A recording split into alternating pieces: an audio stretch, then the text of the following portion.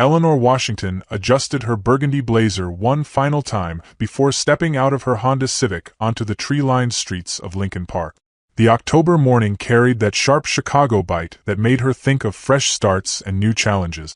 At 34, she had built her reputation as one of the city's most sought-after financial consultants, specializing in corporate restructuring. Her modest apartment on North Cleveland Avenue might not scream success to some, but every carefully chosen piece of furniture represented a victory earned through merit, not inheritance.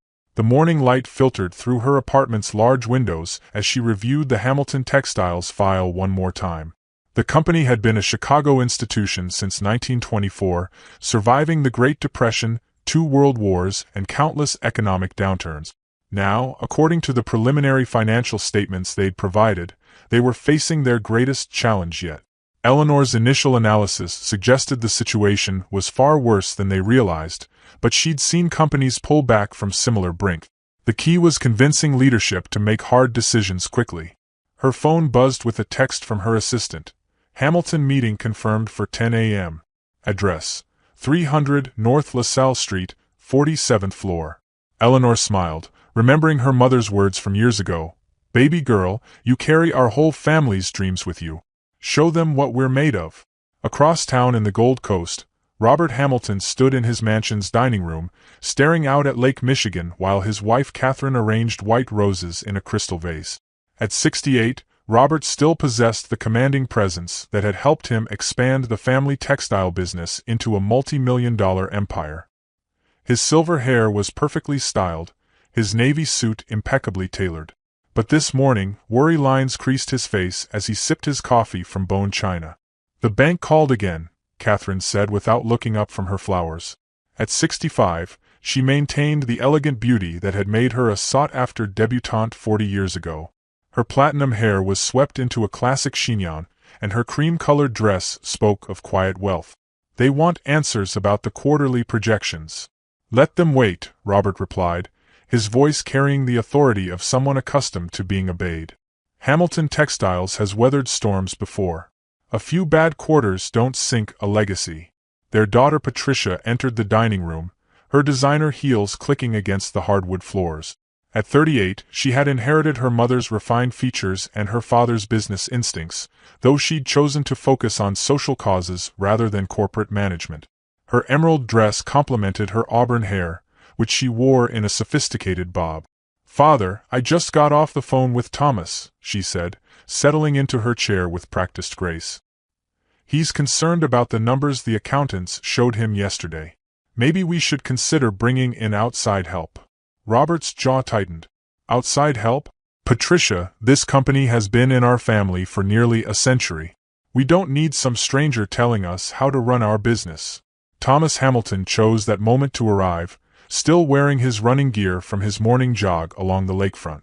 At 35, he possessed his father's height and commanding presence, though his brown hair was tousled and his cheeks flushed from exercise. Unlike his sister, Thomas had thrown himself into learning every aspect of Hamilton Textiles, preparing to eventually take over the family legacy. "Sorry I'm late," he said, grabbing a piece of toast. "I wanted to review those consultant applications one more time before this morning's meeting." Catherine looked up sharply. "Consultant? I thought we agreed." "The board insisted," Thomas interrupted, settling into his chair. "Apparently, our quarterly losses have some investors nervous. They want an independent assessment." Robert's face darkened. "And who exactly are we entertaining with our private business matters?" Thomas consulted his phone. "Eleanor Washington from Washington Financial Consulting. She comes highly recommended. Restructured 3 major companies last year, impressive track record with crisis management." "Washington?" Patricia raised an eyebrow. "That sounds what?" Thomas asked, though his tone suggested he knew exactly what his sister was thinking. Catherine set down her coffee cup with a delicate clink. "Well, we just want to make sure whoever we hire understands our culture. Hamilton Textiles has always maintained certain standards." Eleanor finished her subway ride from Lincoln Park to downtown, her mind focused on the presentation she'd prepared. The Hamilton account could be career-defining if handled correctly.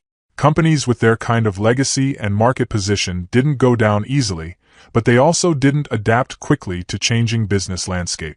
Her job would be finding the balance between preserving their strengths and modernizing their approach. As she walked through the Loop's busy streets, Eleanor's thoughts drifted to her mother, Sandra, who had worked as a seamstress for over 30 years. Sandra had often told stories about the families she'd worked for, their beautiful homes, their casual wealth, their sometimes casual cruelty. "Remember, Eleanor," she'd say while hemming another dress, "our worth isn't determined by what they think of us. But sometimes, we have to show them what they're missing." Eleanor checked her reflection in a shop window. Her burgundy blazer was sharp and professional, paired with a black pencil skirt and low heels that allowed her to walk confidently through the city. Her dark hair was styled in a sleek professional cut that framed her face beautifully. She'd learned long ago that first impressions mattered, especially in corporate consulting where credibility was everything. The Hamilton Textiles building rose 47 stories into the Chicago sky, its glass and steel facade reflecting the morning sun. Eleanor rode the elevator up, reviewing her talking points one final time. The preliminary numbers suggested a company in serious trouble, declining revenues, increased competition from overseas manufacturers, and a business model that hadn't evolved with changing consumer preferences. But the Hamilton name still carried weight in Chicago business circles. With the right strategy, they could reinvent themselves. Meanwhile, the Hamilton family finished their breakfast with the comfortable efficiency of people who had shared thousands of similar mornings. Robert straightened his tie and checked his watch, a vintage Rolex that had belonged to his father. "I suppose we should get this over with," he said, his tone suggesting he viewed the upcoming meeting as an unfortunate necessity rather than a potential solution. Catherine kissed his cheek gently. "Just remember, darling, we've built something beautiful together. Don't let some outsider make you doubt that." Thomas grabbed his suit jacket from the back of his chair. "I'll drive, father. Patricia, are you coming?" "Wouldn't miss it," she replied, though her smile didn't quite reach her eyes. "I'm curious to see what this Washington person thinks she can tell us about our own business." As the family prepared to leave their Gold Coast mansion, Eleanor was already in the Hamilton Textiles lobby, admiring the marble floors and brass fixtures that spoke of old Chicago money. The receptionist, a young woman with a bright smile, directed her to the executive floor. "They're expecting you," she said warmly. "Elevator bank C will take you straight up to 47. Eleanor smiled back, her confidence steady. She'd handled difficult clients before, and the Hamiltons' reputation for traditional values wouldn't intimidate her. After all, she had something they needed: the expertise to save their company. "What do you think Eleanor will discover about the Hamilton family's true financial situation? Share your thoughts in the comments below, and don't forget to like this video and subscribe for amazing stories that showcase the triumph of the human spirit." The elevator doors opened onto the 47th floor, revealing an executive suite that looked like it hadn't changed since the 1980s. Dark wood paneling, leather furniture, and oil paintings of stern-faced men who looked remarkably similar to Robert Hamilton. Eleanor approached the reception desk, where another young woman greeted her professionally. "Ms. Washington? The Hamilton family is waiting for you in the conference room. Right through those doors." Eleanor took a deep breath, squared her shoulders, and walked toward what she believed would be a straightforward business consultation. She had no way of knowing that the next hour would challenge everything she thought she knew about professional respect, human dignity, and her own strength. The conference room doors were heavy oak, and as Eleanor pushed them open, she saw 4 people seated around a polished mahogany table that could easily accommodate 20. The room's windows offered a spectacular view of Lake Michigan, and the walls displayed framed photographs of the company's history, ribbon cuttings, groundbreaking ceremonies, and handshake deals that had built the Hamilton empire. But Eleanor's attention was immediately drawn to the family members who would determine not just her professional future, but challenge her faith in human decency in ways she never could have imagined. Eleanor entered the conference room with the quiet confidence that had carried her through countless corporate meetings. Her burgundy blazer caught the morning light streaming through the floor-to-ceiling windows, and her leather portfolio contained what she believed would be their salvation. She'd spent 3 sleepless nights analyzing their numbers, crafting a restructuring plan that could pull Hamilton Textiles back from the financial precipice. "Good morning," she said, extending her hand toward the distinguished man at the head of the table. Mr. Hamilton, I'm Eleanor Washington. Thank you for considering Washington Financial Consulting for this project. Robert Hamilton remained seated, his steel-gray eyes giving her a once-over that felt more like an inspection than a greeting. After a moment that stretched uncomfortably long, he gestured vaguely toward an empty chair. Please sit. Eleanor noticed he hadn't shaken her hand, but she maintained her professional composure. Catherine Hamilton, elegant in her cream-colored dress, offered a tight smile that never reached her eyes. Patricia sat perfectly poised, her emerald dress immaculate, while Thomas leaned back in his chair with the casual confidence of inherited privilege. So, Robert began, his voice carrying the authority of someone accustomed to controlling every conversation, the board seems to think we need outside perspective on our recent challenges. Eleanor opened her portfolio, revealing charts, graphs, and financial projections she'd prepared with meticulous care. Based on the preliminary information your team provided, I've identified several areas where Hamilton Textiles can restructure to improve profitability and long-term sustainability. She spread the documents across the mahogany table, her voice steady and professional. Your company has tremendous assets, brand recognition, established distribution networks, and a legacy of quality that competitors can't replicate.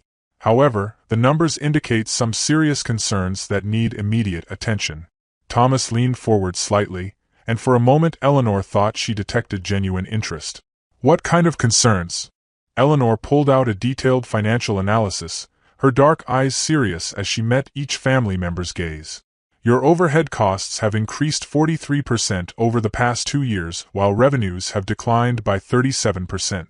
Your manufacturing costs are significantly higher than industry standards, and your customer retention rate has dropped to 62%. She pointed to a graph showing the company's declining trajectory.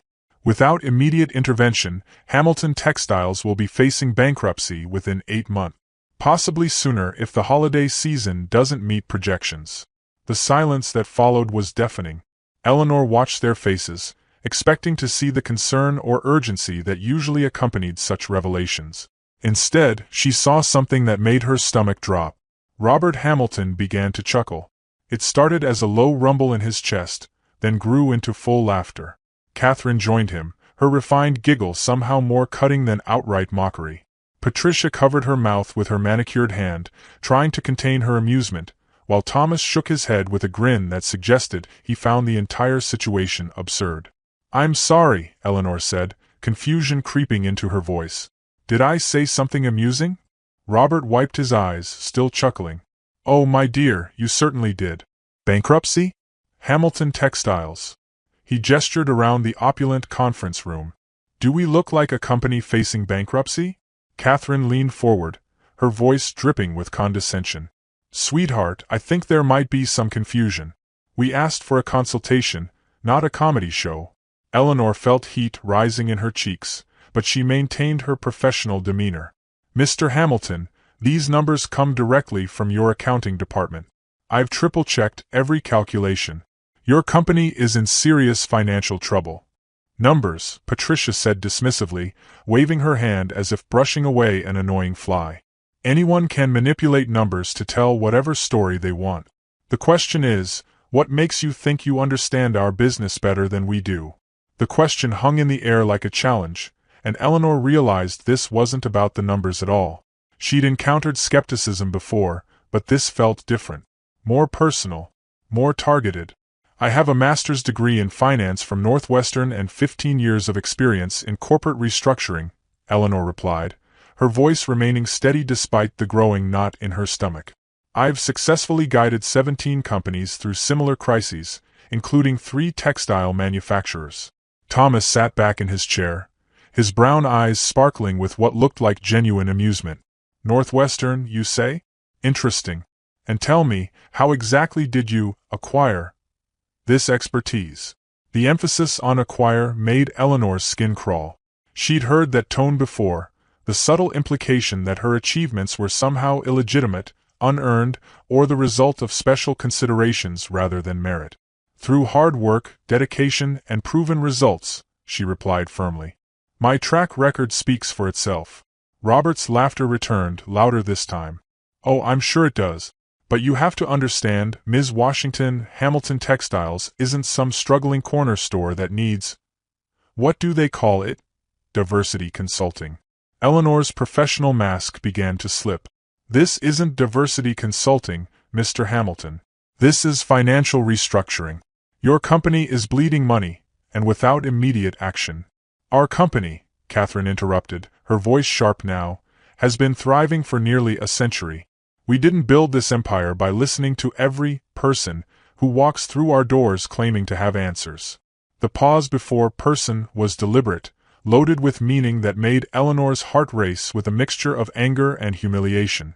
She looked around the table, searching for even a hint of professional respect, but found only varying degrees of amusement and dismissal.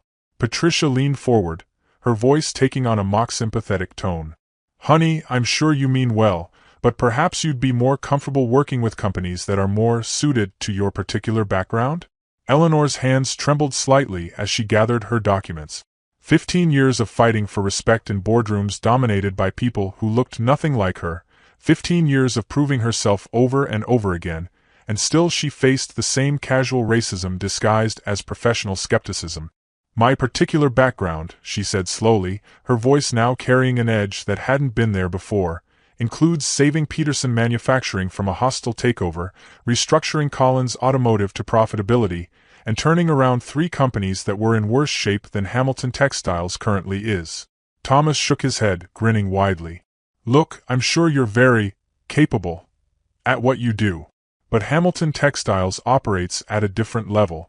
We have standards, traditions, ways of doing business that have worked for generations. Ways that are currently driving you toward bankruptcy, Eleanor replied, her professional composure finally cracking. Your traditions are killing your company. The laughter stopped abruptly. Robert's face darkened and Catherine's refined features hardened into something cold and ugly. Patricia sat straighter, her emerald dress suddenly looking like armor, while Thomas's casual grin turned predatory. I think, Robert said slowly, his voice carrying the kind of authority that had silenced boardrooms for decades, that this meeting is over. Eleanor stared at him, disbelief warring with rage in her chest. You're not even going to look at the analysis? Your company is dying, and you're more concerned with who's delivering the diagnosis than with finding a cure. Catherine's laugh was like breaking glass. Oh, darling, our company isn't dying. And even if it were, we certainly wouldn't entrust its care to someone who clearly doesn't understand our culture. The word culture landed like a slap. Eleanor had heard it before, code for people like you don't belong here. She gathered her portfolio with hands that shook with fury, her documents scattered across the mahogany table like evidence of their willful ignorance. You know what? Eleanor said, standing to her full height and looking each family member in the eye. When your company fails, and it will fail, remember this moment.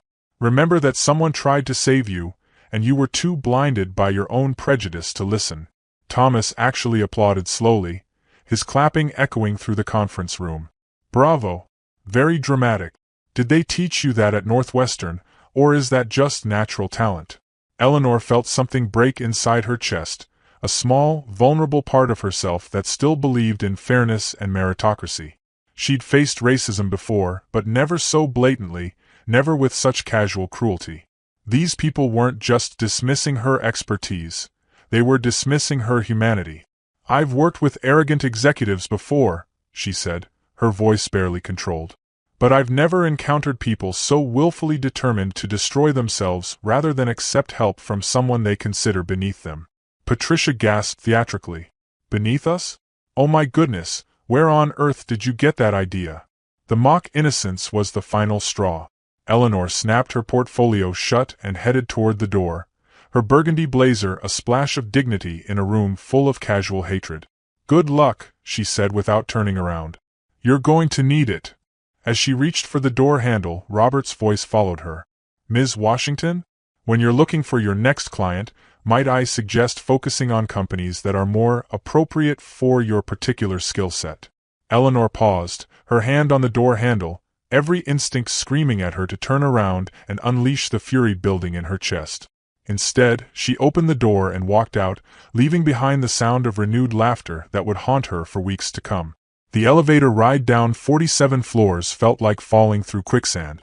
Eleanor's reflection in the polished steel doors showed a professional woman in a burgundy blazer, but inside she felt like the little girl her mother had warned about. This world. The world where your worth could be dismissed with laughter, where your expertise meant nothing if it came wrapped in the wrong skin color. By the time she reached the marble lobby, tears were threatening to spill over. The same receptionist who had greeted her warmly an hour earlier now looked at her with confusion and concern. "Ms. Washington? How did the meeting go?" Eleanor managed a professional smile that felt like it might crack her face. "It was enlightening." She walked out of the Hamilton Textiles building into the crisp October air, her mind reeling with humiliation and rage. Behind her, 47 floors up, the Hamilton family was still laughing about the presumptuous black woman who thought she could save their empire. They had no idea that in exactly 3 weeks, their laughter would turn to desperate silence as their company's stock price plummeted and creditors began circling like vultures. They had no idea that the woman they dismissed would become their only hope for survival. But that reckoning was still to come. For now, Eleanor Washington walked through downtown Chicago with her dignity intact and her portfolio full of solutions that no one wanted to hear, unaware that she had just witnessed the beginning of the Hamilton family's downfall and her own unexpected journey towards something that looked remarkably like justice. Eleanor's Honda Civic sat in the parking garage beneath her Lincoln Park apartment building like a sanctuary. She gripped the steering wheel with both hands, her knuckles white against the black leather, and finally allowed herself to feel the full weight of what had just happened. The burgundy blazer that had made her feel so confident that morning now felt like a costume, a disguise that hadn't fooled anyone. Her phone buzzed with a text from her assistant. "How did the Hamilton meeting go? Should I start preparing the contract?" Eleanor stared at the screen, unsure how to respond. How do you explain that a family had laughed at your expertise, dismissed your analysis, and made it clear that your presence was unwelcome? How do you put into words the casual cruelty of people who saw your skin color before they saw your credentials? She typed back, "Meeting didn't go as expected. We'll call you later." The drive home through Chicago's afternoon traffic felt surreal. The city continued its relentless pace around her. Pedestrians hurrying across intersections, construction crews working on the Kennedy Expressway, office workers grabbing coffee from street vendors. But Eleanor felt disconnected from it all, as if she were watching life through a window rather than living it. By the time she reached her apartment on North Cleveland Avenue, the October sun was beginning its descent toward the horizon. Eleanor climbed the 3 flights of stairs to her door, each step feeling heavier than the last. Her apartment, usually a refuge of carefully chosen furniture and warm colors, felt different now. The burgundy throw pillows on her cream-colored sofa seemed to mock her morning's confidence, and the framed degrees on her wall, Northwestern University, various professional certifications, felt like hollow trophies. She set her portfolio on the kitchen counter and stared at it as if it contained evidence of some crime. Inside were hours of meticulous analysis, charts showing exactly how Hamilton Textiles could save itself, projections that could have preserved hundreds of jobs. All of it dismissed with laughter. Eleanor's phone rang, startling her from her thoughts. Her mother's name appeared on the screen, and for a moment she considered letting it go to voicemail. Sandra Washington had an uncanny ability to sense when her daughter was struggling, even from her small apartment in Bronzeville. "Hey, Mama," Eleanor answered, trying to inject normalcy into her voice. "Baby girl, what's wrong?" Sandra's voice carried the kind of maternal radar that had guided Eleanor through childhood's scraped knees and teenage heartbreak. "You sound like somebody stole your lunch money." Despite everything, Eleanor smiled. Her mother's South Side directness had always cut through pretense and gotten straight to the heart of matters. "Just had a difficult client meeting today." "Difficult how? Somebody questioning your work again?" The again hung in the air between them, acknowledging the reality they both knew, that Eleanor's expertise would always be questioned in ways that her white colleagues never experienced. Sandra had worked as a seamstress for over 30 years, her talented hands creating beautiful clothes for families who rarely bothered to learn her name. She understood the weight of being dismissed by people who assumed their wealth made them superior. "Something like that," Eleanor replied, sinking onto her sofa. "Mama, do you ever wonder if it's worth it? Fighting for respect that should be automatic." Sandra was quiet for a moment, and Eleanor could picture her in her small kitchen, probably preparing dinner while considering her response. When she spoke, her voice carried the wisdom of someone who had faced similar battles for decades. "Eleanor, let me tell you something I learned from working for rich folks all these years. Their money don't make them smart, and their skin color don't make them right. But baby, the work you do, saving companies, protecting jobs, that's bigger than their ignorance." Eleanor felt tears threatening again. But what if they won't let me do the work? What if their prejudice matters more than people's livelihoods? "Then," Sandra said firmly, "you keep your head up and remember that their loss is somebody else's gain. God has a way of humbling the proud, baby girl. You just wait and see." Meanwhile, across town in the Gold Coast, the Hamilton family was having their own post-meeting discussion over cocktails in their mansion's library. The room's dark wood paneling and leather-bound books created an atmosphere of old money and older traditions. Oil paintings of previous Hamilton generations looked down from the walls like stern judges. Robert stood by the marble fireplace, a crystal tumbler of whiskey in his hand, still chuckling about the morning's events. His silver hair caught the light from the chandelier above, and his navy suit remained impeccable despite the day's activities. "I have to admit," he said to his family, "that was more entertaining than I expected. The audacity of that woman, walking into our boardroom and telling us our business was failing." Catherine reclined in a burgundy velvet armchair, her cream-colored dress arranged perfectly around her legs. She sipped her martini delicately, her platinum hair still flawlessly styled. The presumption was remarkable. As if we'd trust the future of Hamilton Textiles to someone who clearly doesn't understand our standards. Thomas loosened his tie and settled into his favorite leather chair, a gin and tonic in his hand. His brown hair was slightly mussed now, giving him a more relaxed appearance than his morning's corporate precision. "Did you see her face when we started laughing? She actually thought we were going to take her seriously." Patricia entered the library carrying her own cocktail, a French 75 that sparkled in the crystal glass. Her emerald dress swished softly as she moved, and her auburn hair remained perfectly styled in its sophisticated bob. I almost felt sorry for her. Almost. But really, someone should have explained our culture before wasting everyone's time. The word culture carried the same loaded meaning it had in the conference room, and all four family members understood its implications perfectly. Hamilton Textiles had operated for nearly a century with certain unspoken rules about who belonged and who didn't, and they saw no reason to change now. "The bank called again this afternoon," Thomas mentioned casually, swirling his drink. "Something about wanting to schedule another meeting about our quarterly projections." Robert waved dismissively. "Banks are always nervous. It's their nature. A few bad quarters don't erase 99 years of success." Catherine nodded in agreement. "Your father's right, dear. We've weathered economic storms before. The Hamilton name means something in this city, has for generations." But even as they spoke, none of them mentioned the phone calls that had been coming with increasing frequency. Creditors asking about payment schedules, suppliers requesting meetings about extended payment terms, board members expressing concerns about the company's direction. The financial storm clouds gathering around Hamilton Textiles were becoming harder to ignore, but the family had perfected the art of denial over decades of inherited privilege. Patricia's phone buzzed with a text message. She glanced at it and frowned slightly. That was Jennifer from the country club. She mentioned hearing some rumors about Hamilton Textiles at the charity luncheon today. "What kind of rumors?" Robert's voice carried a slight edge now. "Nothing specific. Just concerns about the company's stability." She wondered if we were considering any major changes. The room fell silent for a moment. In their insular world of Gold Coast society, rumors could be as damaging as actual financial difficulties. Their social standing was intricately tied to their business success, and any perception of weakness could ripple through Chicago's elite circles like wildfire. Thomas cleared his throat. "Maybe we should consider bringing in someone for a second opinion. Not that Washington woman, obviously, but someone more appropriate." Robert's jaw tightened. "Absolutely not.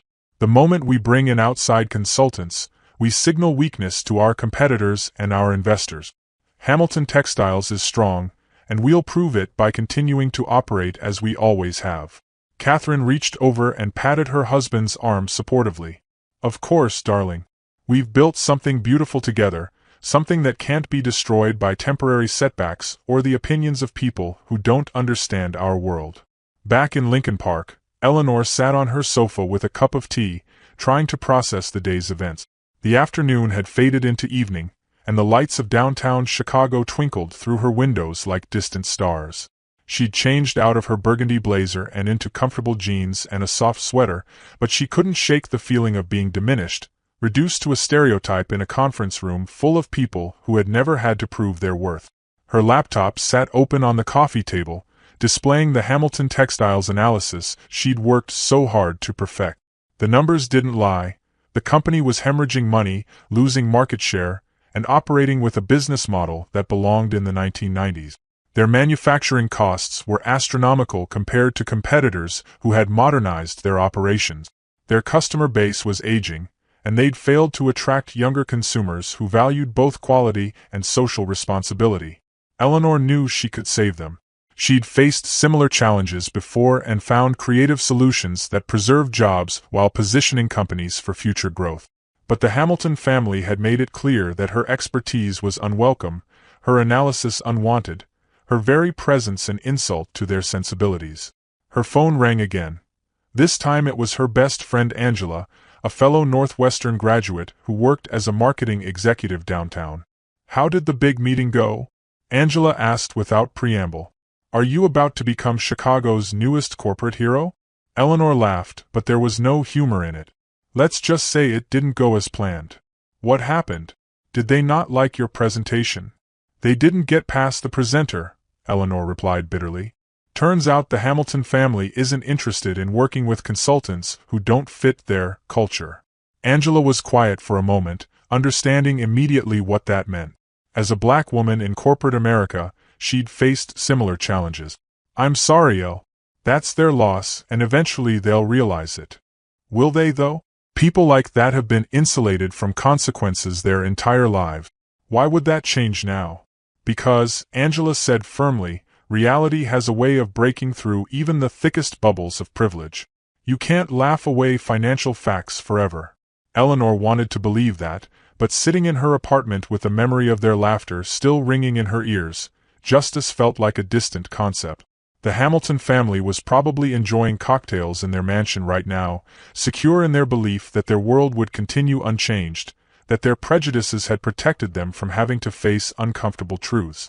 Neither Eleanor nor the Hamiltons could have predicted that in exactly 2 weeks, their worlds would collide again under circumstances that would strip away all pretense and force them to confront the consequences of this day's choices. For now, though, they remained in their separate corners of Chicago, Eleanor questioning everything she'd worked for, and the Hamiltons convinced they'd dodged a bullet by avoiding the expertise they desperately needed. The city continued its restless pace around them, indifferent to their personal dramas but somehow poised to deliver the kind of karmic justice that made angels smile and devils take note. 2 weeks after the disastrous consultation, Eleanor was reviewing quarterly reports for Peterson Manufacturing when her phone rang. The caller ID showed a number she didn't recognize, but the area code was local. She almost let it go to voicemail. She'd been avoiding unknown calls since several reporters had somehow gotten her number after a successful restructuring made the Chicago Tribune's business section. "Washington Financial Consulting, this is Eleanor." "Ms. Washington?" The voice was unfamiliar, professional but strained. "This is Margaret Chun from First National Bank of Chicago. I'm calling regarding Hamilton Textiles." Eleanor's pen stopped moving across her notepad. She hadn't thought about the Hamilton family in days, having thrown herself into other projects to avoid dwelling on their casual cruelty. "I'm sorry, but I'm no longer working with Hamilton Textiles." "Yes, I understand there was some disagreement about the consultation. However, circumstances have changed significantly since then." Margaret's voice carried the careful tone of someone delivering bad news to multiple parties. "Ms. Washington, Hamilton Textiles has missed their last 2 loan payments. Their stock price has dropped 37% in the past 10 days. We've been trying to work with the family, but they seem unwilling to acknowledge the severity of their situation." Eleanor set down her pen entirely. "What exactly are you asking me to do?" The bank is prepared to call in their loans unless Hamilton Textiles can present a viable restructuring plan within 72 hours. Robert Hamilton finally admitted they need outside help, and your name is the only one their board will approve. The irony wasn't lost on Eleanor. The same family who had laughed at her expertise now found themselves desperate enough to beg for it. Ms. Chen, I appreciate the call, but I don't think I'm the right fit for the Hamilton family's culture. Ms. Washington, Margaret's voice became more urgent. If Hamilton Textiles fails, 437 people lose their jobs right before the holidays. The ripple effect through their supplier network could impact thousands more. I know what happened in that conference room was unacceptable, but this is bigger than personal feelings now. Eleanor stared out her office window at the November sky, gray clouds gathering like an ominous preview of the winter to come. 437 jobs. Families depending on paychecks that might disappear because of pride and prejudice on both sides. What exactly are the terms? Emergency consultation fee of $50,000, plus standard restructuring percentages if you can save the company. All meetings will be held at our neutral location, the bank's conference facilities on West Monroe. And Ms. Washington? The Hamilton family has been strongly encouraged to focus solely on business matters. Eleanor closed her eyes, feeling the weight of responsibility settling on her shoulders. Her mother's voice echoed in her memory. The work you do, saving companies, protecting jobs, that's bigger than their ignorance. I'll need complete access to their financial records and the authority to implement changes without family approval. Done. Can you be here at 9 tomorrow morning? Eleanor glanced at her calendar, then at the framed photo on her desk. Her mother in her seamstress uniform, smiling proudly at Eleanor's Northwestern graduation. I'll be there. The next morning, Eleanor stood outside First National Bank of Chicago on West Monroe Street, her burgundy blazer replaced by a charcoal gray suit that felt like armor. She'd spent the previous evening reviewing every piece of public information about Hamilton Textiles' recent struggles. The picture was worse than she'd initially assessed. Their stock had become a penny stock virtually overnight, and industry analysts were openly speculating about bankruptcy. The bank's conference facilities occupied the 15th floor, with modern glass-walled rooms that felt sterile compared to the Hamilton family's opulent headquarters. Eleanor arrived early, claiming a seat with her back to the windows so she could watch the door.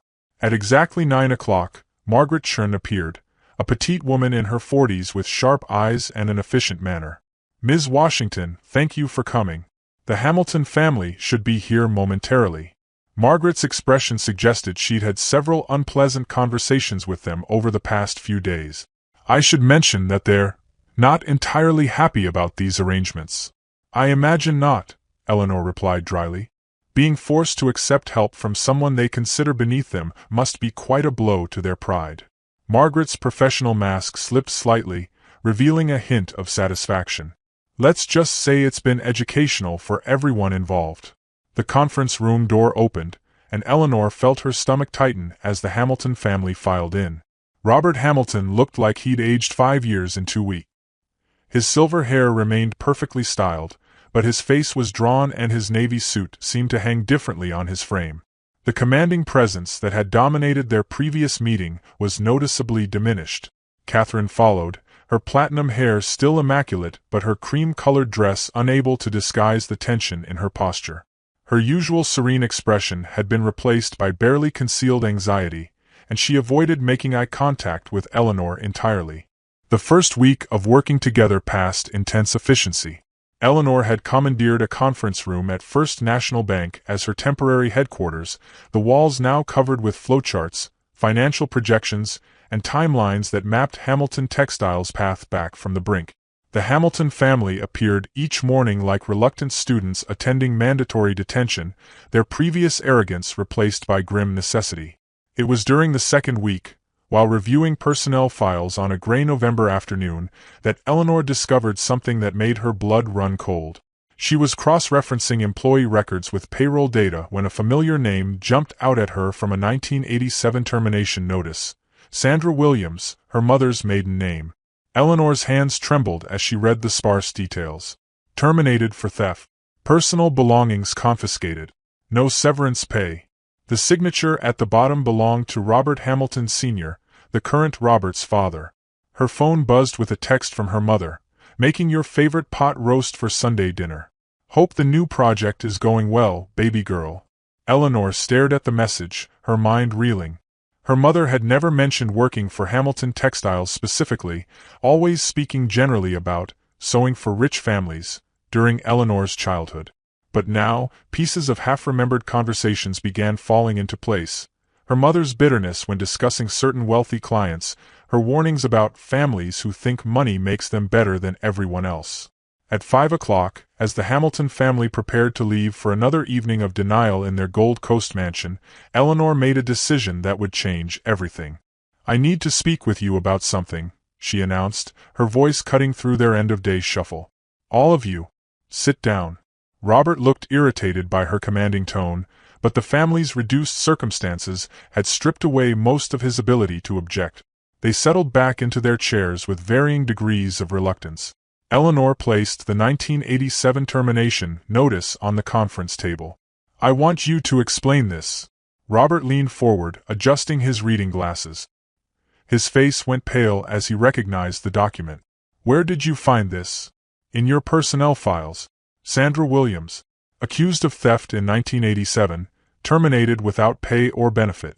Ring any bells?" Catherine glanced at the paper, then at her husband with growing confusion. "Robert, what is this about?" "Sandra Williams," Eleanor continued, her voice steady despite the rage building in her chest, "is my mother. And I want to know exactly what she supposedly stole that was worth destroying her livelihood." The silence that followed was deafening. Thomas and Patricia exchanged bewildered glances, clearly hearing this story for the first time. Robert's face had turned ashen, and his hands shook slightly as he reached for the document. "Your mother," he whispered, staring at Eleanor as if seeing her for the first time. "Yes, the woman you accused of theft 36 years ago. The single mother you left without income right before Christmas. I want to know what happened." Robert sat back heavily in his chair, suddenly looking every one of his 68 years. I remember that case. There was a bracelet missing from the design office. An expensive piece that belonged to my late wife's collection." Eleanor's heart pounded. "And you automatically assumed the black seamstress took it?" "The evidence seemed clear," Robert said weakly, but his voice lacked conviction. "She was the only one with access to that area after hours." "What evidence?" Eleanor demanded. "Did you find the bracelet in her possession? Did anyone see her take it? Or did you just decide that the poor black woman must be guilty?" Thomas leaned forward, his face troubled. "Father, you never told us about this." "It was handled appropriately," Robert replied, but his defensive tone suggested he knew it hadn't been. "Security procedures were followed." Eleanor laughed bitterly. "Security procedures? You mean racial profiling and jumping to conclusions? Did you ever find the actual thief?" Robert's silence was answer enough. Eleanor felt 36 years of her mother's pain crystallizing into fury. "You destroyed my mother's reputation based on assumptions. She couldn't find work in the garment industry for months because of the rumors you spread. We nearly lost our apartment." Catherine spoke for the first time, her voice barely audible. "Robert, please tell me you had proof." "The bracelet was missing," Robert repeated, but he couldn't meet his wife's eyes. "Someone had to be responsible." "Someone was," Eleanor said coldly. "But it wasn't my mother. And you never bothered to look beyond your own prejudices to find out who it really was." Patricia had been quietly reading the termination notice. "This says she was terminated immediately, with no appeal process. That's not standard procedure, even in 1987. "No," Eleanor agreed. "It's what happens when you're black and poor and no one believes your word against a Hamilton's." Thomas looked sick. "Ms. Washington, I had no idea about any of this." "Of course you didn't. Your family's casual racism was so ingrained that destroying an innocent woman's livelihood didn't even register as memorable." Eleanor's voice was ice-cold. "Do you want to know what my mother did after you fired her? She took in sewing at home, working 18-hour days to keep food on our table. She never spoke badly about your family, never tried to clear her name publicly, because she knew no one would believe her word against yours." Catherine was crying now, delicate tears trailing down her cheeks. "I'm so sorry. I had no idea Robert had done such a thing. Didn't you? Eleanor challenged. Or did you just never bother to think about what happened to the people your husband discarded? My mother spent 36 years carrying the shame of being called a thief for something she didn't do. Robert finally found his voice. Eleanor, Ms. Washington, I thought I was protecting my family's property. You were protecting your prejudices.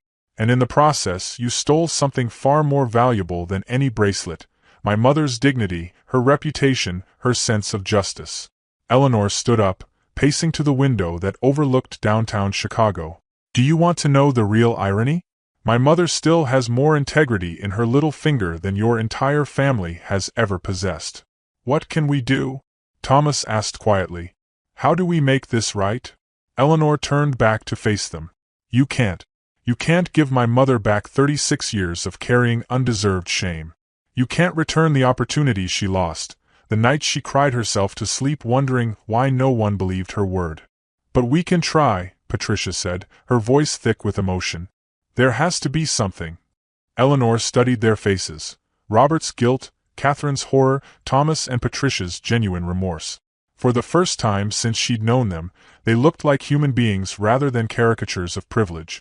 There is one thing, she said slowly. A public apology.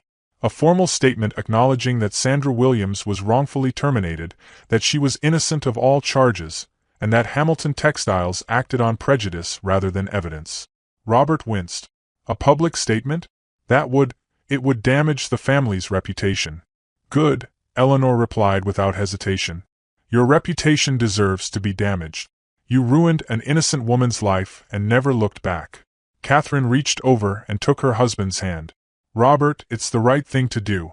We've been living with a lie for 36 years. I was trying to protect the business, Robert said weakly. You were trying to protect your assumptions, Eleanor corrected.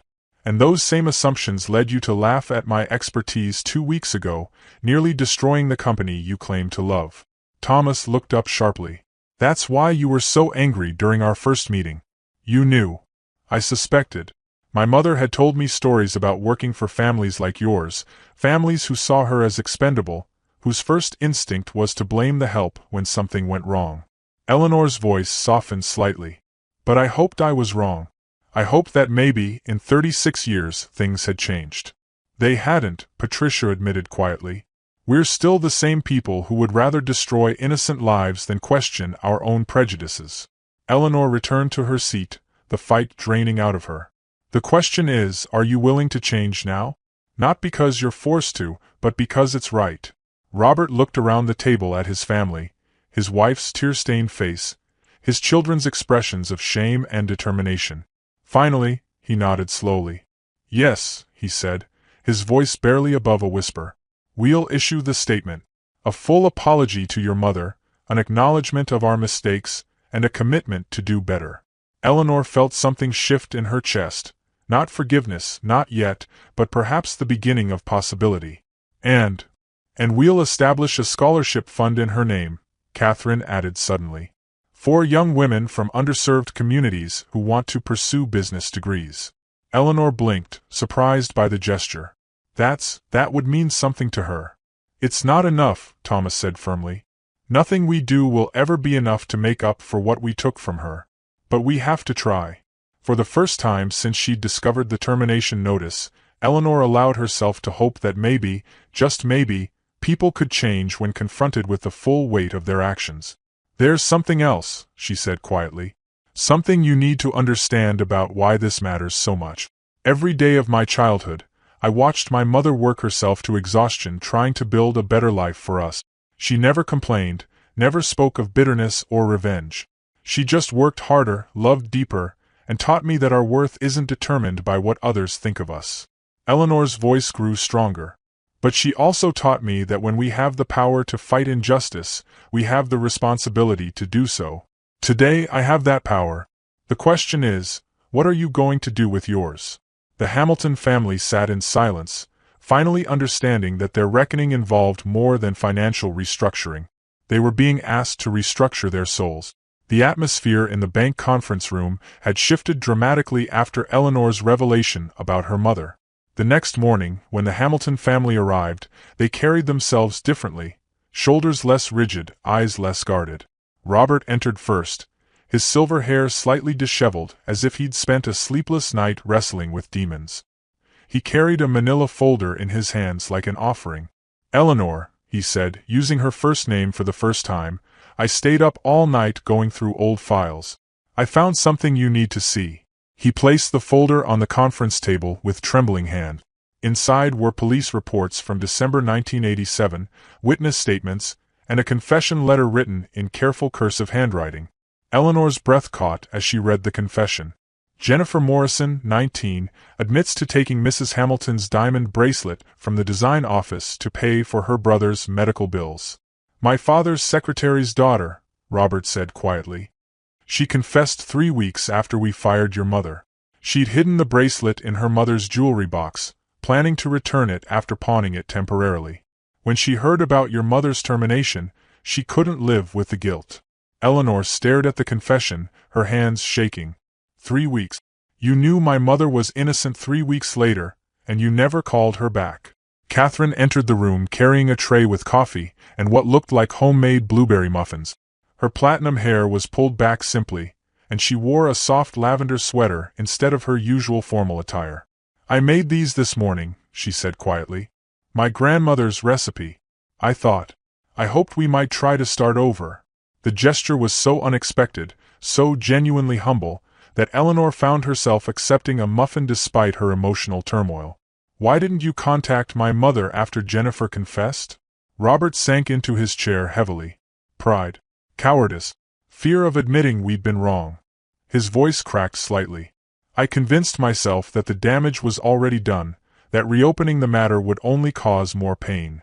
Thomas entered carrying his laptop and a stack of legal documents. His usually perfect appearance was rumpled, his tie loosened, his brown hair uncombed. "I've been working with our attorneys all night. We're preparing a formal exoneration letter for your mother, a public statement for the media, and the paperwork to establish the Sandra Williams Scholarship Fund." Eleanor looked around the table, seeing them clearly for perhaps the first time.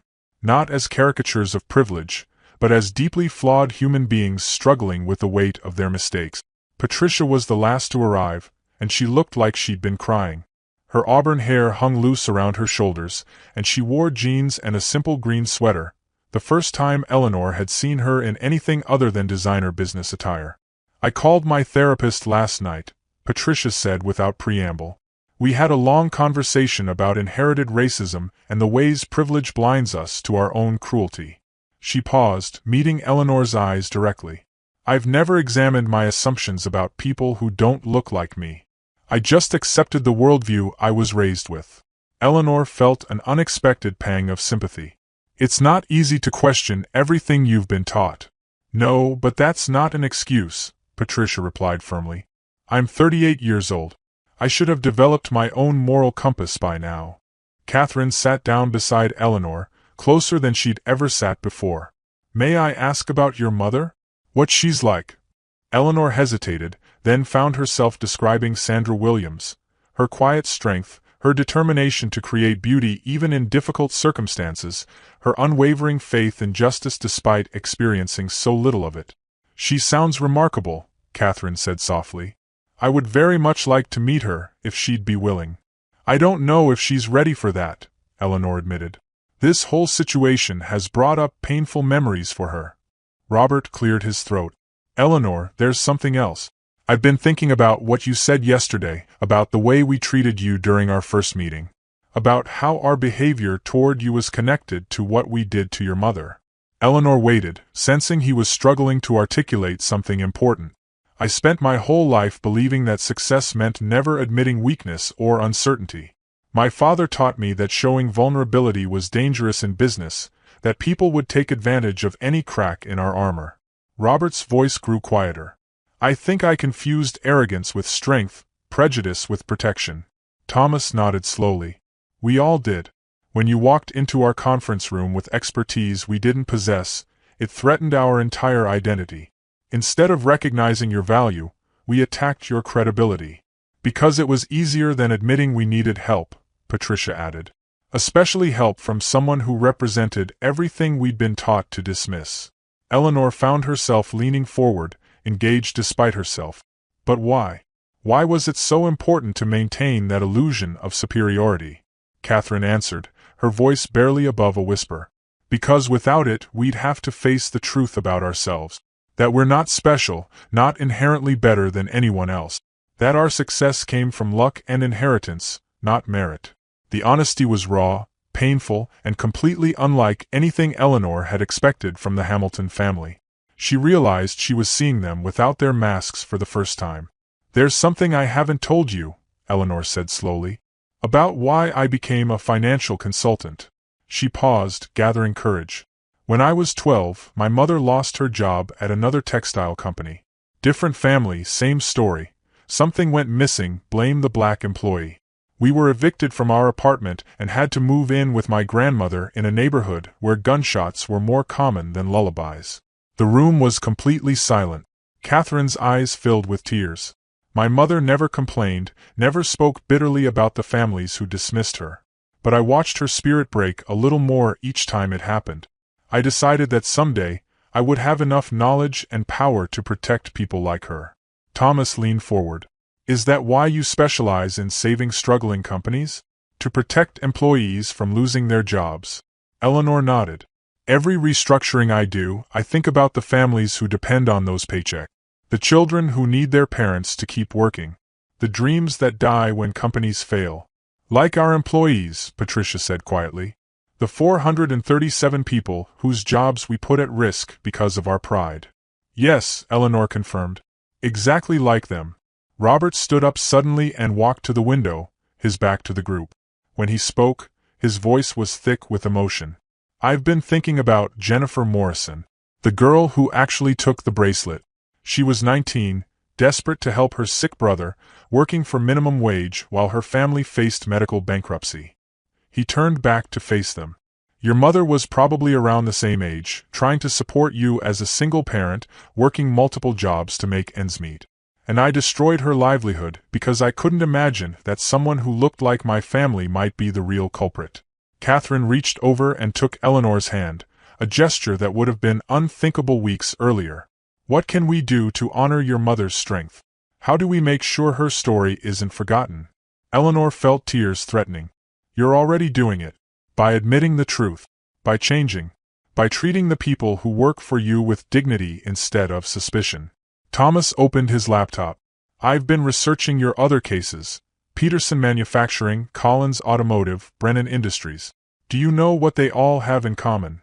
Eleanor shook her head. "They all implemented diversity training and bias awareness programs as part of their restructuring. You've been fighting this battle everywhere you go, haven't you?" Eleanor smiled sadly. "Someone has to. Systemic problems require systematic solutions." Patricia reached into her purse and pulled out a worn business card. "This is my therapist's information. She specializes in helping people unlearn inherited prejudices. I was thinking, maybe our whole family should start seeing her." The gesture was so genuine, so vulnerable, that Eleanor felt her carefully maintained professional distance beginning to crumble. These people were starting to feel less like former adversaries and more like something she wasn't ready to name yet. "There's one more thing," Robert said, returning to his seat. "About the company's future. If we survive this crisis, I want you to consider staying on permanently. Not just as a consultant but as a partner. Equal ownership, equal decision-making authority." Eleanor blinked in surprise. "Robert, I don't think. I'm serious. Hamilton Textiles needs to change fundamentally, and you're the only person I trust to guide that change. Plus," he added with the first genuine smile she'd seen from him, "it would drive the old guard at the country club absolutely crazy." Catherine laughed. A real laugh, not the affected tinkle Eleanor remembered from their first meeting. "Oh, Robert," the look on Martha Peterson's face would be priceless. For a moment, the conference room filled with something Eleanor hadn't expected. Genuine warmth. Not the polite professional courtesy she'd been maintaining, but actual human connection. Thomas pulled up a financial projection on his laptop. "Eleanor, look at this. If we implement your full restructuring plan and you stay on as partner, we could not only save the company but position it for major growth. The textile industry needs innovation, and your background gives you insights we never would have developed." Eleanor studied the numbers, her analytical mind automatically calculating possibilities. The sustainable textile market is growing by 30% annually. If Hamilton Textiles positioned itself as a leader in ethical manufacturing. Exactly, Patricia said excitedly. We could honor our legacy while building something completely new. Something that reflects values instead of just profit margins.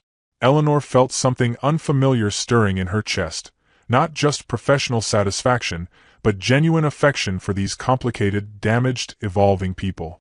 They were offering her something she'd never expected. True partnership, not just token inclusion. "I need to think about it," she said honestly. "And I need to talk to my mother. This decision affects her too." Robert nodded respectfully. "Of course. Take all the time you need." As they returned to the day's work, reviewing supplier contracts, analyzing market trends, preparing presentations for creditors, Eleanor noticed how different the dynamics felt. Instead of barely tolerated necessity, their collaboration had become something approaching genuine teamwork. Catherine brought lunch from a nearby deli, choosing a soul food restaurant that served Eleanor's favorite cornbread. Thomas asked thoughtful questions about her restructuring methodology, genuinely interested in learning from her expertise. Patricia shared stories about her volunteer work with literacy programs, revealing a depth of character Eleanor hadn't suspected. But it was Robert who surprised her most. During a break in their afternoon session, he approached her privately. "Eleanor, I want you to know that what we're building here, this partnership, this respect, it's not about assuaging our guilt or protecting our business. It's because you've shown us what real leadership looks like." Eleanor looked into his eyes, searching for manipulation or calculation, but found only sincere admiration. "I'm not perfect," she reminded him. "I make mistakes, I have blind spots, I can be stubborn and demanding." Robert chuckled. "Welcome to humanity. The difference is, you've earned your confidence through competence, while we inherited ours through accident of birth." As evening approached and they prepared to leave, Eleanor realized something had fundamentally shifted. The Hamilton family was no longer just her clients or her adversaries. They were becoming something far more complicated and infinitely more hopeful. Eleanor arrived at the bank conference room the following Monday morning with renewed energy and a carefully prepared presentation for the creditors' meeting scheduled for later that week. The weekend had been spent refining their restructuring proposal, and for the first time since taking on the Hamilton account, she felt genuinely optimistic about their chances of success. The morning Chicago sun streamed through the conference room windows as she arranged her materials, humming softly, something she hadn't done in weeks. The Hamilton family had shown remarkable growth over the past few days, and their collaboration had evolved into something that felt almost like friendship. Catherine arrived first, carrying her usual tray of coffee and homemade pastries. She'd taken to bringing breakfast every morning, a gesture that had evolved from awkward peace offering to genuine care. Her platinum hair was styled more casually now, and she wore a soft blue sweater that made her look approachable rather than intimidating. "Good morning, Eleanor," she said warmly, setting down the tray. "I brought those lemon scones you mentioned liking." "You didn't have to do that," Eleanor replied, but she was smiling as she accepted the offering. The scones were perfect, tart and sweet, made with obvious care. Robert entered next, looking more energetic than he had in weeks. His silver hair was perfectly styled again, but his demeanor remained humble, transformed by their recent conversations.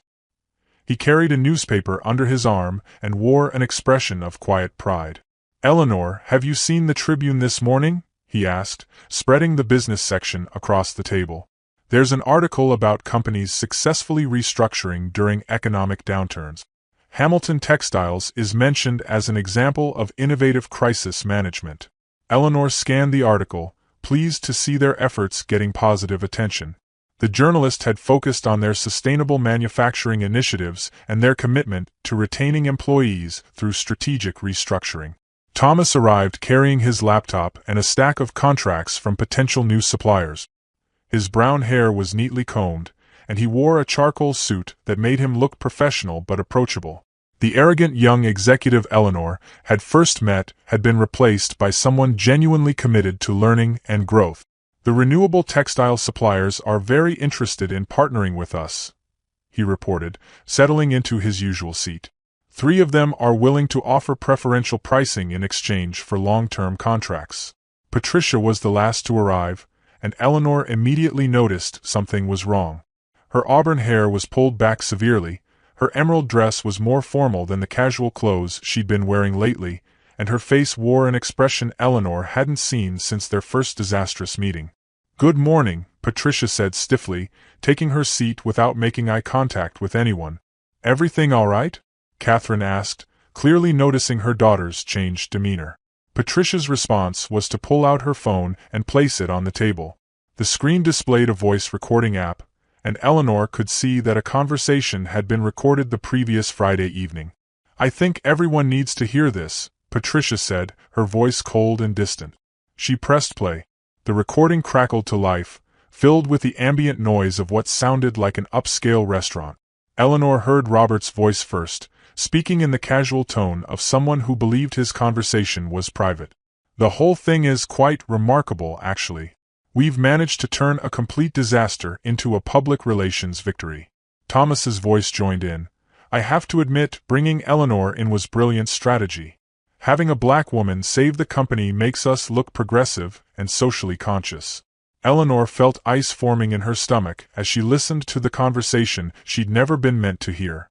Catherine's voice was audible next. "The media loves these kinds of stories. Wealthy white family learns from wise woman of color. It's like something out of a movie." Robert's laughter followed. "The best part is how authentic it all looks. Eleanor actually believes we've changed, that we've learned some profound lesson about prejudice and humanity." Thomas again. "She's so earnest about it too. Did you see her face when we offered the partnership? She actually thinks we respect her as an equal." The recording continued for another excruciating minute, filled with casual mockery of Eleanor's emotional investment in their apparent transformation. They discussed how her diversity angle would help them win contracts with companies that prioritized social responsibility. They laughed about her mother's story, calling it perfectly dramatic for their public narrative. Patricia stopped the recording and looked around the table with disgust. "I recorded this Friday night at the university club. You 3 were having dinner, celebrating how cleverly you'd manipulated Eleanor into saving the company while making yourselves look good." The silence that followed was deafening. Eleanor stared at the phone as if it were a poisonous snake, her mind struggling to process what she'd just heard. Every moment of apparent connection, every gesture of respect, every sign of growth, all of it had been calculated performance. Catherine's face had gone pale. "Patricia, why would you?" "Because I've been in therapy," Patricia exploded, her composure finally cracking. "Because I've been doing the actual work of examining my prejudices and trying to become a better person. And while I was struggling with real change, you 3 were plotting to use Eleanor's expertise and her story for your own benefit." Robert's commanding presence had returned, but now it felt sinister rather than authoritative. "Patricia, you're overreacting. We were simply discussing strategy." "Strategy?" Eleanor's voice cut through the room like a blade. She stood slowly, her hands shaking with rage and humiliation. "Is that what you call it?" She looked around the table, seeing them clearly for the first time since their supposed transformation began. The humble expressions, the genuine seeming remorse, the offers of partnership, all of it had been elaborate theater designed to secure her services while positioning themselves as enlightened employers. "The apologies," Eleanor said, her voice growing stronger with each word. "The personal stories. The scholarship fund. All of it was just manipulation." Thomas had the decency to look ashamed, but Robert and Catherine maintained their composure with the practiced ease of people accustomed to being caught in their machinations. "Eleanor, you have to understand," Catherine began in her refined voice, "business requires certain strategies. We genuinely do appreciate your expertise." "Appreciate?" Eleanor laughed, but the sound was bitter and hollow. "You appreciate how my expertise can save your company while my story makes you look progressive. You appreciate how my mother's suffering can be turned into positive publicity for your family." She began gathering her materials with sharp, angry movements. "You know what the most pathetic part is? I actually started to care about you.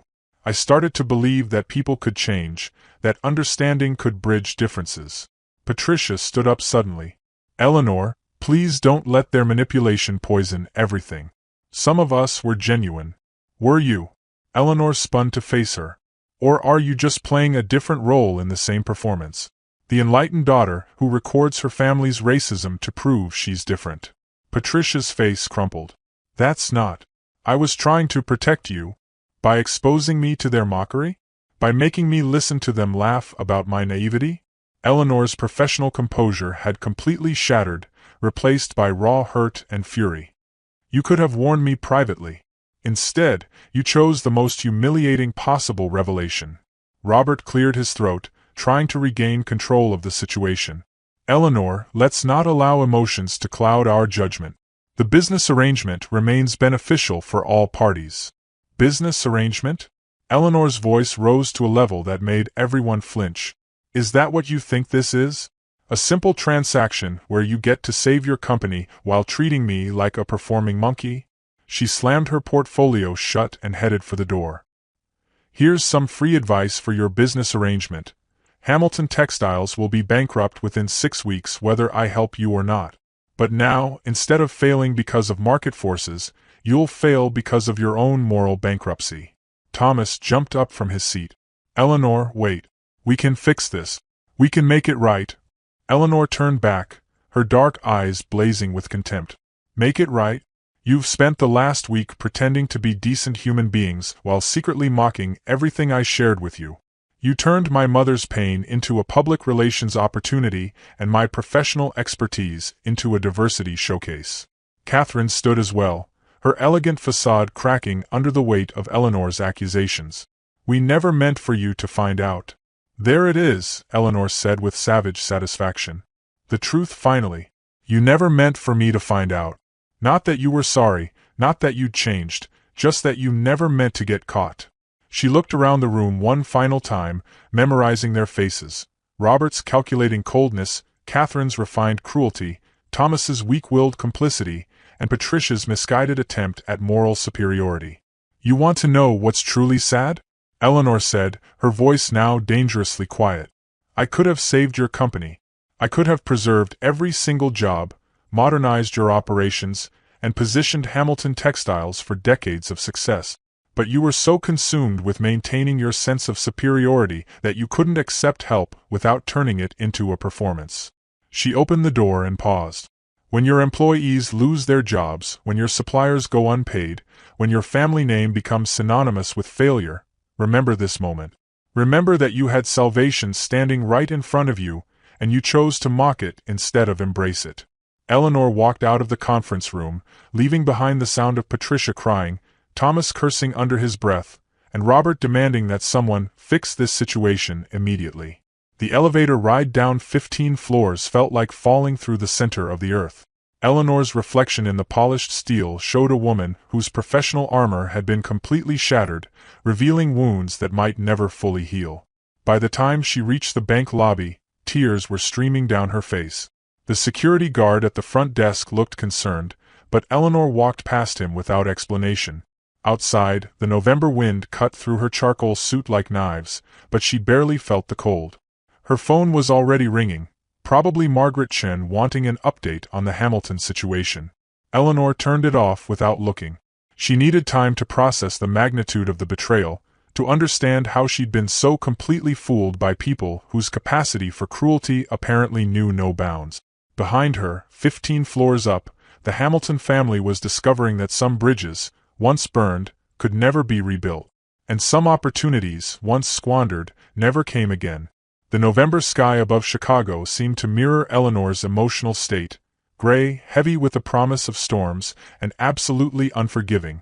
Trust broken can sometimes be repaired, but trust betrayed leaves scars that last forever. Eleanor sat in her Honda Civic in the parking garage beneath her Lincoln Park apartment, the engine off, her hands still gripping the steering wheel with white knuckles.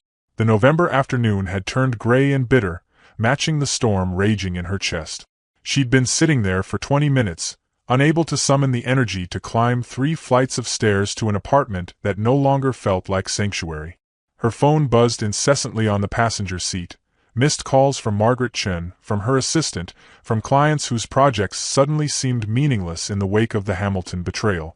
But Eleanor couldn't bring herself to answer. How do you explain to people that you've been played by experts, that your belief in human decency had been weaponized against you? The recording played in her mind on endless repeat. Eleanor actually believes we've changed, that we've learned some profound lesson about prejudice and humanity. Robert's laughter echoed in the concrete garage like a haunting. She's so earnest about it too. Eleanor finally forced herself out of the car and up the stairs, each step feeling like climbing a mountain. Her burgundy blazer from that first disastrous meeting hung in her closet like evidence of her naivety. She'd believed she could change people, that expertise and competence could overcome prejudice. Instead, she'd discovered that some people were willing to use even her pain as a tool for their own advancement.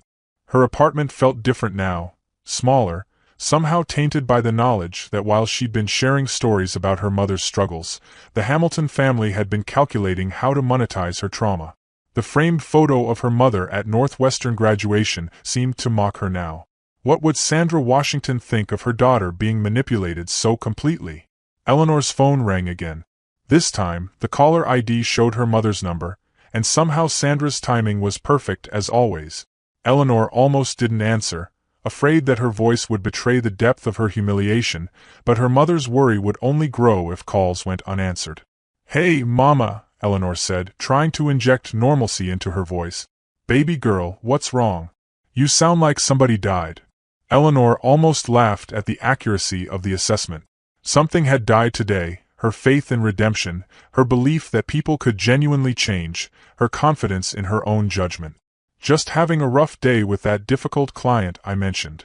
Sandra was quiet for a long moment, and Eleanor could picture her in her Bronzeville apartment, probably folding laundry or preparing dinner, her weathered hands moving with the precision of decades of careful work. "Eleanor, let me tell you something about difficult people," Sandra said finally. "Sometimes they're difficult because they're hurting. Sometimes they're difficult because they're scared. And sometimes, baby girl, they're just difficult because they're mean." The simple wisdom hit Eleanor like a physical blow. She'd spent weeks trying to understand the Hamilton family's behavior, making excuses for their prejudice, believing their apparent transformation. But maybe the truth was simpler.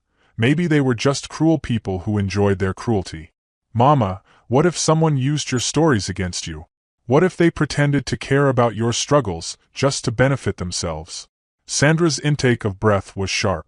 "Who did that to you, Eleanor? It doesn't matter now. They got what they needed from me, and I got a lesson in human nature I won't soon forget. Baby, listen to me carefully." Sandra's voice carried the authority that had guided Eleanor through childhood's scraped knees and teenage heartbreaks.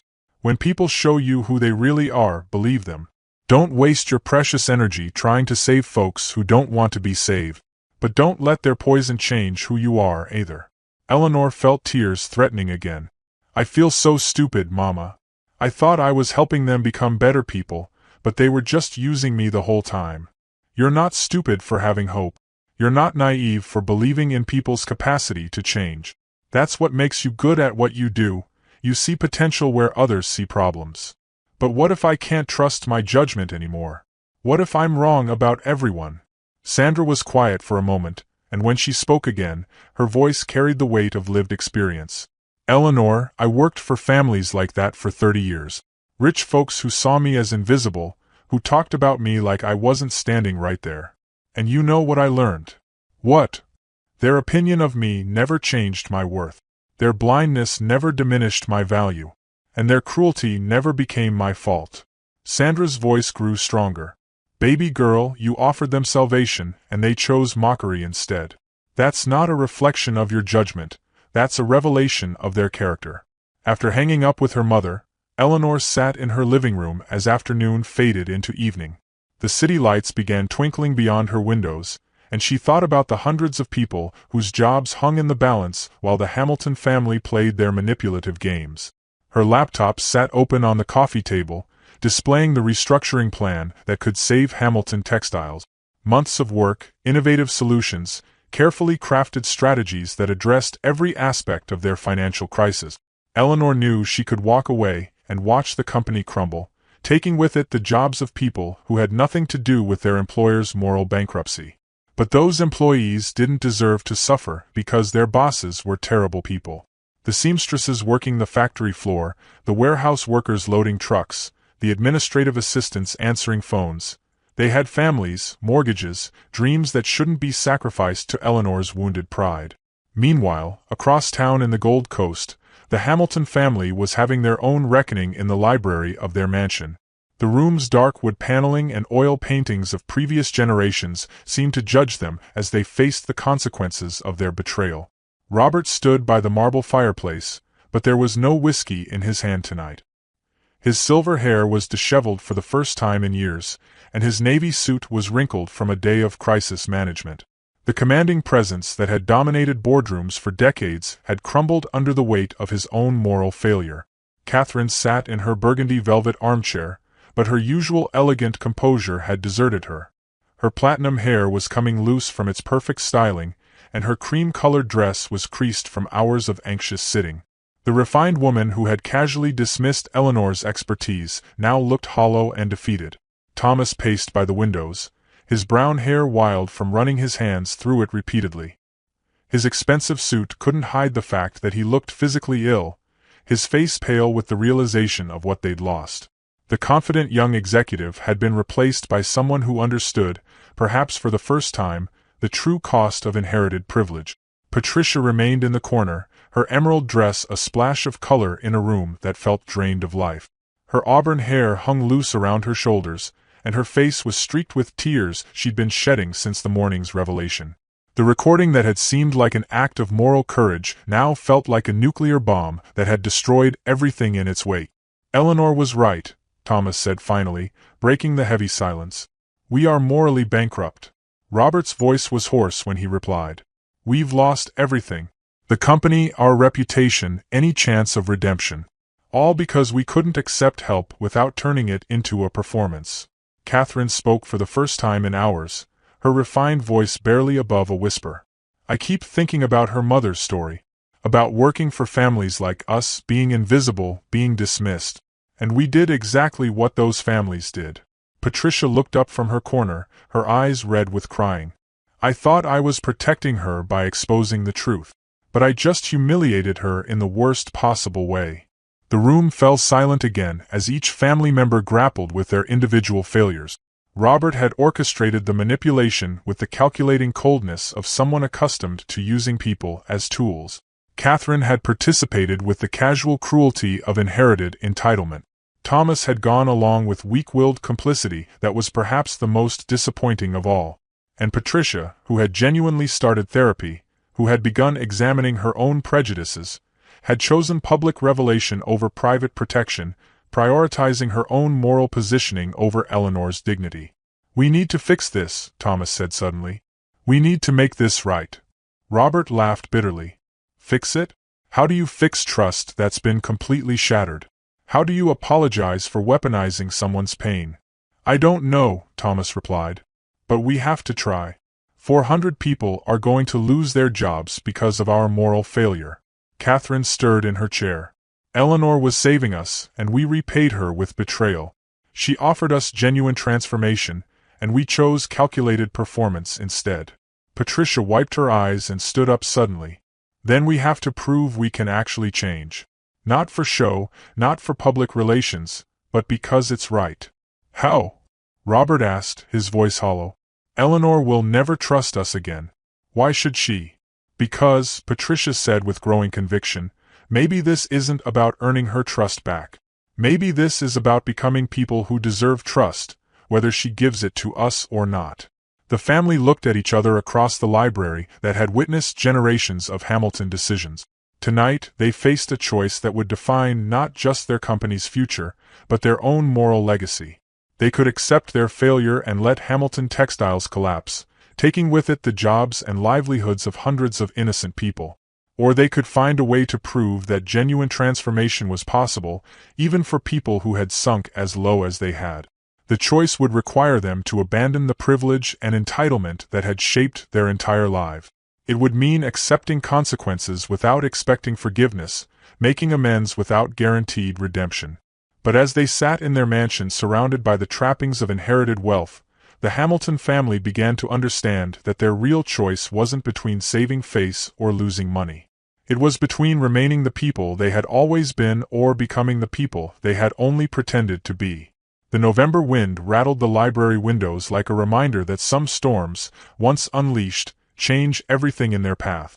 And sometimes, if you're very lucky and very brave, they change you for the better. When everything falls apart, that's when we discover who we really are. 3 days after the devastating revelation, Eleanor stood in her apartment kitchen at dawn, watching the December sun struggle through Chicago's gray winter sky. Her mother's words echoed in her mind. Their opinion of me never changed my worth. She'd made her decision during the long, sleepless hours of the previous night, and now she needed to act before doubt could weaken her resolve. Her phone showed 17 missed calls from Margaret Chen, but Eleanor had more important calls to make first. She dialed Hamilton Textiles directly, bypassing the family entirely to reach Karen Rodriguez, the floor supervisor she'd met during her facility tour. "Karen? This is Eleanor Washington, the consultant who's been working with the Hamilton family. I need you to gather all the floor supervisors and department heads in conference room B at 9 this morning. Don't inform the Hamilton family. This meeting is for employees only."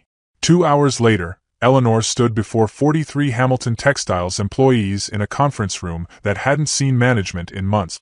These were the people who actually made the company run. Seamstresses, warehouse workers, quality control inspectors, administrative assistants. Their faces reflected the anxiety of workers who had watched their company's stock price plummet while their bosses offered no explanations. Karen Rodriguez, a woman in her 50s with silver-streaked hair and calloused hands that spoke of decades at industrial sewing machines, served as unofficial spokesperson. "Ms. Washington, we heard you were helping save our jobs. Is that true?" Eleanor looked around the room, seeing faces that reminded her of her mother's colleagues from the garment district. Hard-working people whose livelihoods depended on decisions made by others, whose expertise was often overlooked because they didn't wear expensive suits or have Ivy League degrees. "The Hamilton family hired me to restructure the company," Eleanor said carefully. "I developed a plan that would preserve most jobs while making Hamilton Textiles profitable again. However, my working relationship with the family has ended." A murmur of concern rippled through the room. Marcus Thompson, a warehouse supervisor in his 40s, raised his hand. "Does that mean we're all getting laid off?" Eleanor took a deep breath. "Not if I can help it. I'm here to offer you something unprecedented: employee ownership." The room fell silent as Eleanor opened her laptop and displayed a presentation she'd worked on all night. "I've been in contact with several investors who are interested in backing an employee buyout of Hamilton Textiles. With the stock price so low, a consortium of workers could purchase controlling interest for less than the cost of one Hamilton family vacation." Karen leaned forward, her dark eyes intense. "What exactly are you proposing?" "A cooperative model where every employee becomes a shareholder.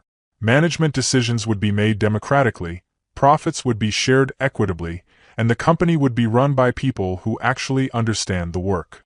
Eleanor clicked to the next slide. "I'm willing to provide consulting services at cost to make this transition happen." The room erupted in excited conversation as employees began to grasp the magnitude of what Eleanor was offering. She wasn't just saving their jobs, she was giving them ownership of their own destiny. Maria Santos, a seamstress who had worked at Hamilton Textiles for 15 years, stood up. "Ms. Washington, why would you do this for us? You don't even know us." Eleanor felt her throat tighten with emotion. "Because my mother spent 30 years working for families like the Hamiltons. She understood that the real value of any company comes from the people who show up every day and do the work.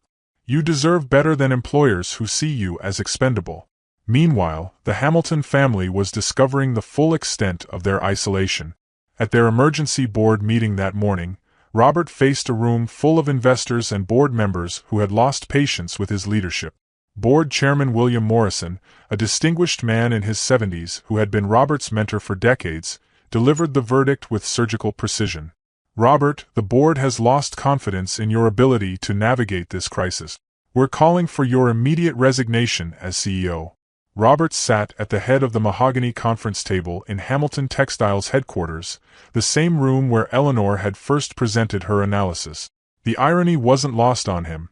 The very expertise he had mocked was now the company's only hope for survival. "What about Eleanor Washington?" Thomas asked desperately. "Can't we convince her to come back?" Morrison's expression was grim. "Ms. Washington has declined all our calls. Her assistant informed us that she's pursuing alternative solutions for the Hamilton Textiles situation." Catherine, who had insisted on attending the board meeting despite not holding an official position, spoke up with the desperation of someone watching her world crumble. "Alternative solutions? What does that mean?" Morrison consulted his note. "Our sources indicate she's organizing some kind of employee buyout. If successful, the Hamilton family would retain minimal ownership while workers take control of day-to-day operations." The room fell silent as the implications sank in. The Hamilton Empire, built over nearly a century, would effectively pass into the hands of the very people they had spent generations overlooking and dismissing. Patricia, who had been silent throughout the meeting, finally spoke. "Maybe that's what should happen.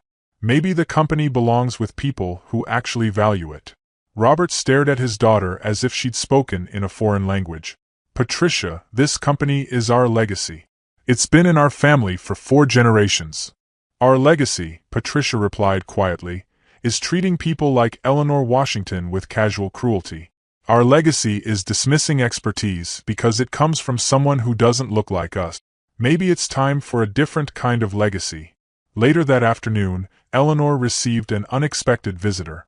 She was reviewing buyout paperwork in her apartment when her building's buzzer rang. The voice that came through the intercom was barely recognizable. "Eleanor? It's Patricia Hamilton. Please, I just need 5 minutes." Eleanor almost refused, but curiosity won over caution. When she opened her apartment door, she found Patricia Hamilton looking nothing like the polished socialite from their first meeting.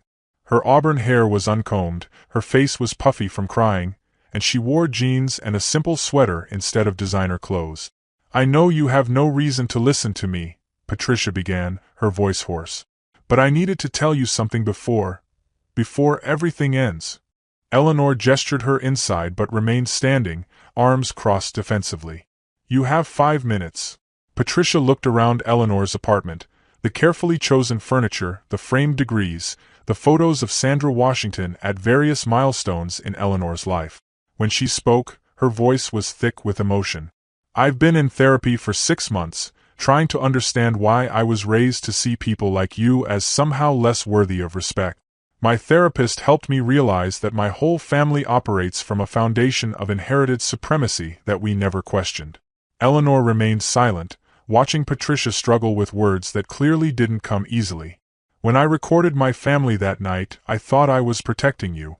But my therapist helped me understand that I was actually protecting myself, proving that I was different, that I was better than them.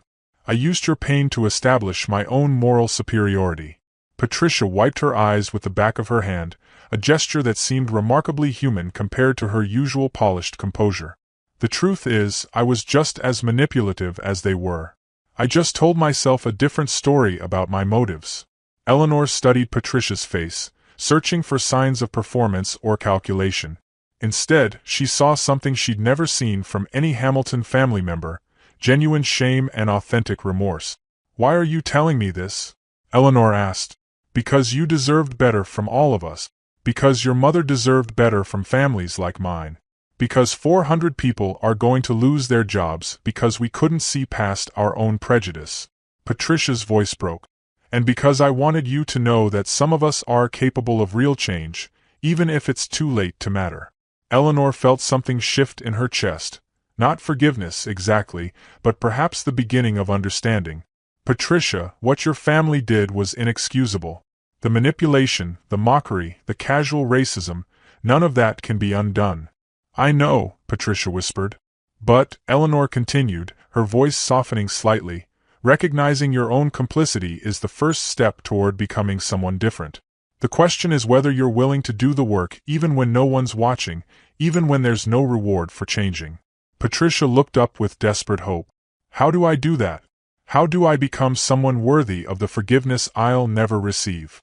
Eleanor was quiet for a long moment, thinking of her mother's journey from bitter experience to hard-won wisdom. You start by using whatever privilege you have to lift up people who don't have it. You spend the rest of your life proving that your transformation was real, not with words but with actions. As Patricia prepared to leave, she turned back one final time. Eleanor? The employee buyout, is it really going to work? Eleanor's smile was the first genuine expression of joy Patricia had seen from her. It's going to be beautiful. Those workers know that company better than your family ever did.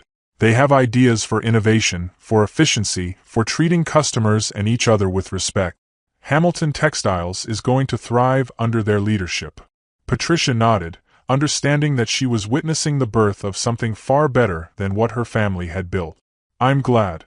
They deserve better than what we gave them.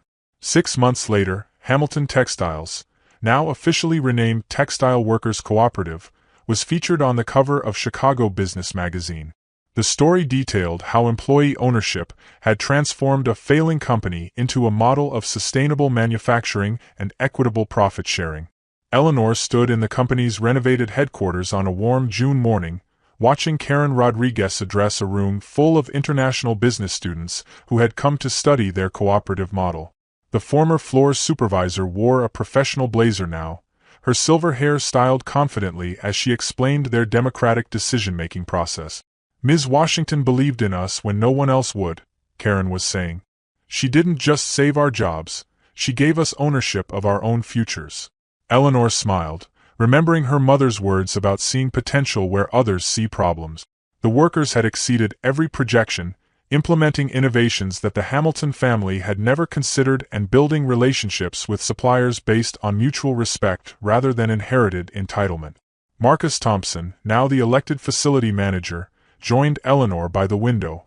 We got the sustainability contract with Morrison Industries, he reported, his pride evident. They specifically cited our worker-owned model as a factor in their decision. Eleanor nodded, feeling the deep satisfaction that came from work that aligned with her values. What about the new apprenticeship program? Fully enrolled. We're partnering with 3 high schools in underserved neighborhoods to create paid pathways into textile manufacturing. The board voted to prioritize applicants whose parents work in service industries. The irony was perfect. The company that had once dismissed Eleanor because of her mother's background now prioritized children of seamstresses, housekeepers, and maintenance workers. Justice had a way of completing its own circles. Eleanor's phone buzzed with a text message from an unknown number. Saw the magazine article. You were right about everything. PH.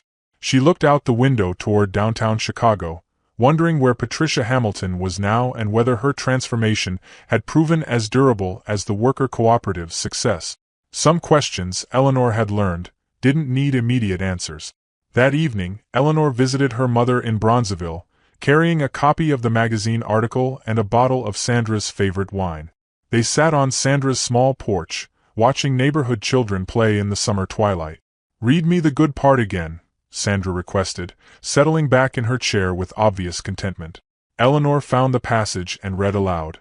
Under employee ownership, Textile Workers Cooperative has achieved something unprecedented, a business model that prioritizes human dignity alongside profitability. Consultant Eleanor Washington's innovative approach proves that the most sustainable companies are those owned by the people who actually do the work. Sandra sipped her wine and smiled. Your daddy would be proud, baby girl. You took all that pain they caused you and turned it into something beautiful. Eleanor thought about the Hamilton family, scattered now to different cities and different lives.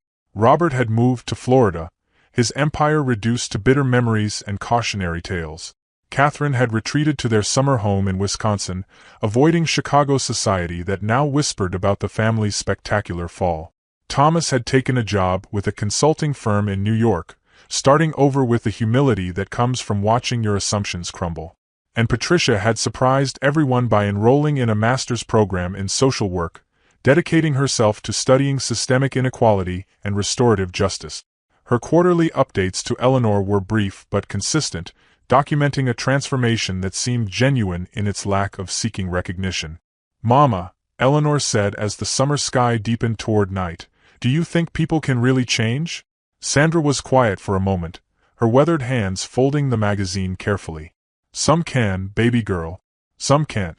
But the ones who really change don't need you to believe in them, they just keep doing the work until the change becomes who they are. Eleanor nodded, thinking of the workers who had risen to leadership roles they'd never been offered under Hamilton family management. Change was possible, but it required courage, humility, and the willingness to rebuild yourself from the foundation up. As they sat together on the porch, mother and daughter, Eleanor felt the deep peace that comes from work that honors both justice and mercy. She had taken the Hamilton family's cruelty and transformed it into opportunity for people who had never been given chances to lead. The textile cooperative would outlast the Hamilton name, proving that sometimes the most lasting victories come not from defeating your enemies, but from building something so beautiful that their hatred becomes irrelevant. And in the growing darkness of a Chicago summer evening, Eleanor Washington knew that her mother's legacy, and her own, would live on in every worker who now owned their own destiny, every apprentice who would learn that dignity and craftsmanship went hand in hand, and every family whose future had been secured by the radical act of believing that all people deserve respect. The Hamilton Empire had fallen, but something far better had risen in its place. And that, Eleanor thought as she watched the children play in the gathering twilight, was the kind of love story that mattered most: love for justice, love for human potential, and love that transforms even the deepest wounds into sources of healing for others.